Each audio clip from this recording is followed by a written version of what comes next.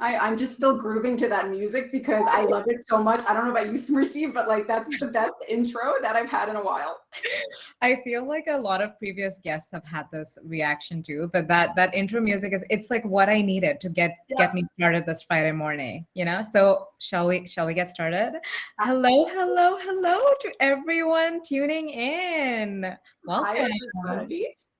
So we just want to first say a big thank you to Eventmobi for extending this invitation to us. We are so excited to be joining you live today, coming from all over the world over here. I know some of you are putting in the chat already where you're coming from, but you know, let's get that chat going. It's Friday. We've got energy. Like this is how it's going to feel. So reintroductions again, as you can see in our name little tags on the bottom. I'm Jillian Cardinal, partnership manager with Braindate, and I am joined by my lovely colleague, partner in crime, and friend, Smriti Bansal, head of content.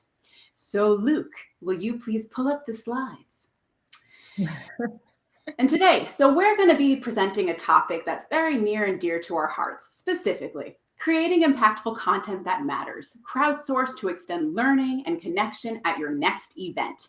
So we believe in learning and growing together. So this is not going to be your typical keynote. You can probably already get that vibe from our energy.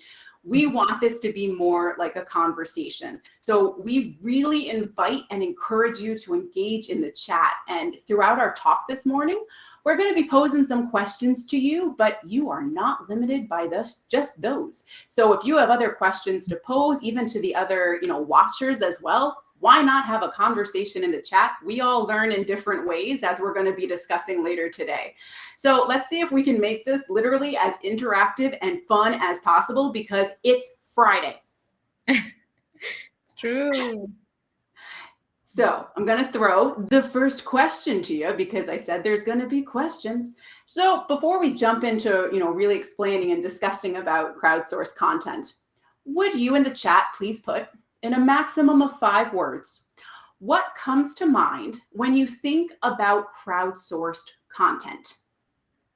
What comes to, this feels like a quiz now. What comes to mind when you think about crowdsourced content? And as you're letting us know this in the chat, we're going to be keeping an eye on that. We want to mention that, again, some questions might be coming up about our presentation specifically. Be sure to jot them down. There's going to be that 5-minute Q&A at the end, and we really want to hear what's piquing your curiosity. So let us know. And if we don't get to your question, or you want to discuss any other points further, because Smriti and I love to discuss with a cup of tea or not, you will find our contact details at the end of our presentation. And as Katrina said, you get the fun goodie bag of being able to download that after our event today. So... Wait, Jillian, so there's already one response, and I love it. I laughed out loud when I looked at that. So Clara says, content of very unreliable quality. Ooh. I love that, because I feel like that's exactly the start that we need. So hopefully, Clara, we can convince you by the end of our presentation that crowdsourced content can be a little bit different and hopefully much more reliable. But yeah, that was great. Thank you so much for putting that in the chat. Absolutely. Yeah, keep it coming, Clara. Keep it coming, everyone else as well. So we're going to keep an eye on that. But you know what? There's going to be so many different interpretations of what crowdsourced content can be, and what we feel that it could be for our event. But for the sake of our discussion today, when you hear us refer to crowdsourced content, we'll be defining it as empowering your audience to actively contribute to the creation of content at your events. And, you might be saying, Jillian and Smriti, that's going to be a really big responsibility to be placed on our audience. Hello, unreliable right here. But you will see by the end of this that it will actually not only help you, but your attendees will actually be feeling more of an ROI for both their attendance and their participation at your event. So Smriti, can you please share what our audience can expect from our time together today? Absolutely. So thank you, Jillian, for getting us started. To everyone tuning in, I just wanted to quickly thank you again and thank you in advance for all of that fiery participation in chat that we hope to have. So before we dive into the presentation, I wanted to share a very high-level roadmap of the journey that we'll be taking you on today. So Katrina has already mentioned a bit of it, but I'll reiterate because it's helpful to keep in mind, and especially because like the next 15 minutes are going to fly by. But these are the main points that Jillian and I will be touching on today. So we'll begin by sharing with you exactly why you should care about crowdsourced content. Super important. Why is this worth your time? And then the ways in which it can elevate your event experience, AKA the benefits. And then finally, we will end with some practical tips and ideas, a little bit of a brainstorm on how you can activate crowdsourced content. We wanted to start off, this journey by asking you the question, why do you attend events, right? So this is a big question because now, like within the space of like virtual, in-person, hybrid, the motivators have changed, right? So at this point, I'm going to also throw the question to the audience, whether it's a virtual, hybrid, or in-person event, what is your biggest motivator to attending? So if you could put that in, we'll move on. So according to the research that we have kind of done and found, a Markletics survey showed us that 80% of people actually end up joining at least virtual events for educational purposes. So I'm very curious to hear, is this in line with your motivation? What about in-person attendance? And also, like, has your motivation changed in this new world? So feel free to respond to any and all of these questions. So we believe that at the end of the day, we attend events because we go and have an experience because we want to say that we have grown, whether this is by learning a new skill, discovering new connections, living out a wow experience, or just being inspired. But we acknowledge that an attendee's reason to attend an event is personal to them, right? So everybody has different reasons for why they're choosing to spend their time or their money to go somewhere. So let me just quickly see if there are any responses in the chat. I love it. Clive says getting to know new people. Clara says traveling to fun destinations. And Ronnie says motivated to attend to learn from other educators new to the profession and veterans. So over here already, we're seeing lots of different reasons to attend an event. Oh, actually, Katrina, if you could still be on the previous slide, I'm seeing. Oh, yeah, absolutely. Yeah. So, okay, awesome, cool. We're still there. Yeah, so already we're seeing that like different people have different motivators, right? But going back to the earlier stat that I had shared, if educational purposes rank so high as to one of our attendees' main motivations to participate in events, perhaps we need to revisit how we are designing our educational content strategy. So if we can move on to the next slide, please, Katrina. Great. So exactly. So we know that we're living in this like new reality, right? With virtual and hybrid events becoming the norm, we're starting to rethink event design and strategy. And in the same way that we need to kind of reinvent the way people learn, consume, learn, meet people, consume content or events, we need to, change the way we kind of think about content. So before, although we begin to reinvent the wheel, I just think that it's good to remind ourselves of the current landscape, which brings us to the question that is on my slide. How is content being created and distributed at events? So be it virtual, live, or hybrid, at most events, content is usually created by a small portion of the people who will actually be present at the event. So this may include your internal experts, your speakers, your sponsors, and then this content is distributed via channels like event apps, speakers portal, exhibitor booths, in the form of workshops, sessions, keynote addresses, downloadable content, what have you. So why am I telling you something that you already know? Well, it's to point out the fact that on an average, your event content is being created by less than 20% of your stakeholders. So let's say that we have like 1,000 attendees coming to our event, right? In the current model, less than 200 of your attendees get to decide what everyone at the event will get to learn. that doesn't sound super fair, does it? And so like this is where the disconnect comes in. So let's move on to the next slide, please, Katrina. Great, thank you so much. So as we're looking at this like lovely graphic, I just want you to take a second and think about your audience. Think about your community. How many types of people, personalities, engagement, and learning styles are there in your audience, right? If less than 20% of your stakeholders are creating this content, you are only touching the tip of the iceberg when it comes to addressing the needs and desires of the sheer number of people who exist within your community. And spoiler alert, there is no one perfect piece of content that will satisfy everyone.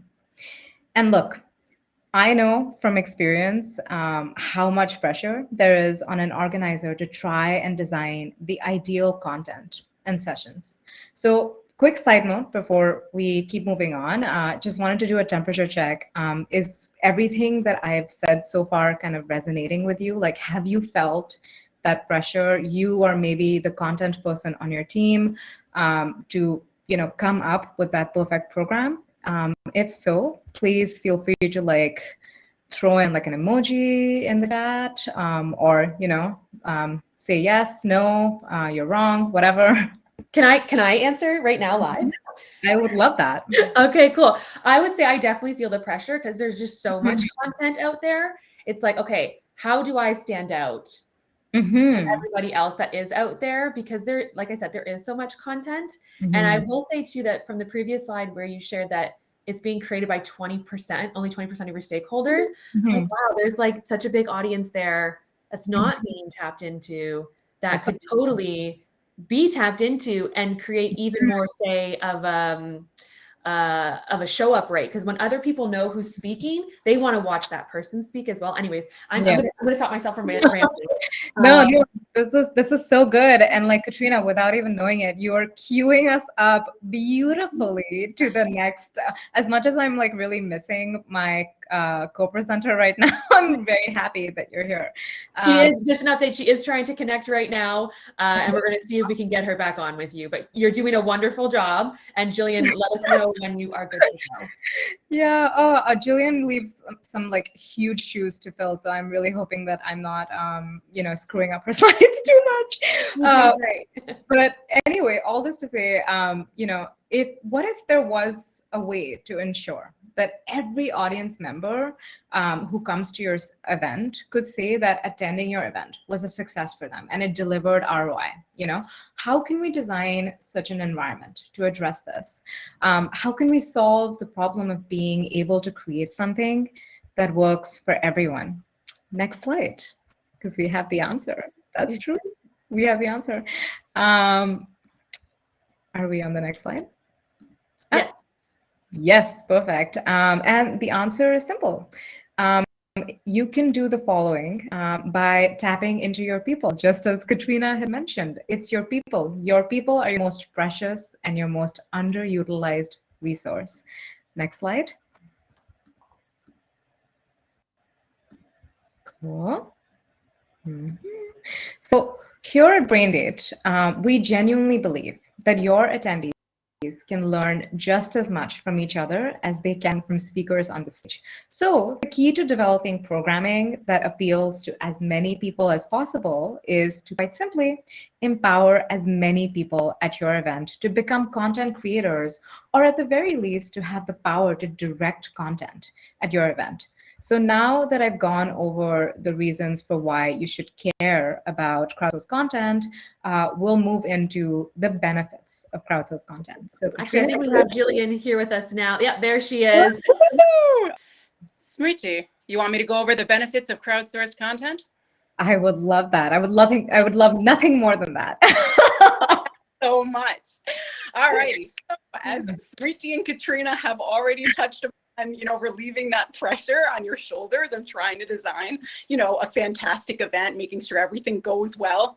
And on top of that, the most appropriate content for everyone. There's other benefits to speak to as well. So if we can go to the next slide. And I'll just start talking. So hopefully it will not mess up my phone. Beautiful. So by crowdsourcing your content, you know in real time what is most important to your audience. And by taking into consideration this knowledge, you can better design more tailored future events. And these more tailored future events will help your attendees feel an ROI and an ROE, a return on energy, which leads to more engagement. Higher engagement often correlates with higher rates of satisfaction. And if your attendees feel satisfied, then they're likely going to want to continue participating in your events, which allows you to extend your program, which allows you to grow and retain your membership and everything like that. Why? Because they feel a connection. And when they feel connected at this near cellular level to your event, organization, and other attendees, then we can really tap into unlocking that human greatness and helping other participants feel that they can reach their full potential, because we're designing based on who they are and how they want to learn and engage.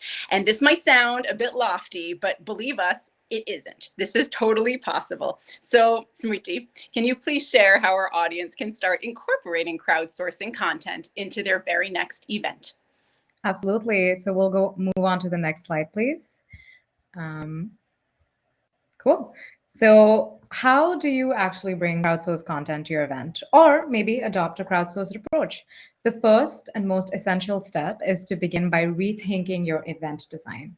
And one way to do so is to make the content experience at your event more collaborative, self-directed, and experiential. So what do I actually mean when I say these concepts? So collaborative. Right? Let's begin with that. By that, we mean that everyone has something to share. So in terms of event design, that could translate to designing your event in a way that you have moments of collaboration baked in. So for example, you could have an art piece that all participants can meaningfully contribute to. Then the second is self-directed. That means that every participant should be designer in chief of their own event journey. So giving space and flexibility to your participants so they can adapt the programming to meet their specific needs. So an example of that could be maybe doing an event where you have a choose your own adventure style content, or like using AI technology to provide highly personalized recommendations. And then we have the final one, which is experiential. We learn best when we put what we've learned into action and actually feel the results of what we've learned. So what about creating sessions or workshops where the goal of the workshop is for participants to leave having produced a piece of content that they can share with others at the event as it's going on? Next slide. So as a planner, I know that many of you are probably likely jumping into logistics mode of how to execute this, but let's just take a moment right now and ideate a bit and plant some seeds of what's possible. Because believe me, the logistics can be figured out, because that's what we do. So as Smriti just discussed, collaborative, self-directed, experiential are the building blocks for designing a crowdsourced event that feels much more personalized for the attendee. Now, let's look at a few different ways of how we can actually bring this crowdsourced content to life. So one, we can use micro events, buzzword, that participants host or design themselves. After keynotes, why not have participants select the deep dive breakout room that's most relevant to them? What about social media? So being active on social media and really taking the time to listen and hearing what your attendees are posting about, seeing what's trending, perhaps even leaving some space in the agenda where you can create a session on the fly based on what's the hottest topic and point of discussion already going on. Number four, though I just, wasn't counting before, but we're back to it. 4, there are so many different tech solutions out there. One way is obviously Braindate, and we're happy to have a conversation on the side about that. But, even just audio, let's say. We've known about Clubhouse, but it's still around. Twitter Spaces, LinkedIn is creating one. Amazon is going to be launching one. That's only one format, but there are so many other types of technology that's out there. Let's go to the next slide, please. So, all this to say, we as organizers need to take a step back and actually acknowledge that we cannot and shouldn't try to do it all, because in fact, there is indeed a better way. And we need to design environments that will empower our people to take a crowdsourced approach to their own learning. It's literally for everyone's benefit in the long run. And by activating crowdsourced content, our audiences can create not only the unexpected, but the very much desired. They can engineer serendipity and the ideal experience based upon their goals and objectives. And to give you a real quick real world example, Smriti, will you tell us a story about our work with MPI on the next slide? Yeah, I would love that. Next slide, please. Okay, so I'm sure that most of you here are familiar with MPI, or Meeting Professionals International, but in case you are not, an association that's dedicated to helping meeting and events industry professionals to grow in their careers. And MPI has been a long-time client of ours. We love working with them. And over the past 2 years, we've got to collaborate with them on a virtual event called MPI TalkFest. So here I will specifically be talking about TalkFest 2021. At this event, MPI hosted a keynote that was followed up with a full day of virtual networking. They use Braindate as their networking solution. And so for those of you who are not familiar with Braindate, I just want to give you context as to like what it is. So participants use the Braindate platform to post topics that they want to talk about, and others can book them for one-on-one or group meetings. So in the slide above, like you can actually see what that looks like. So TalkFest is a great example of a purely crowdsourced event. Why? Because every participant at TalkFest had the ability, using Braindate, to be the creator of their own content and lead almost mini interactive sessions on topics that they cared about.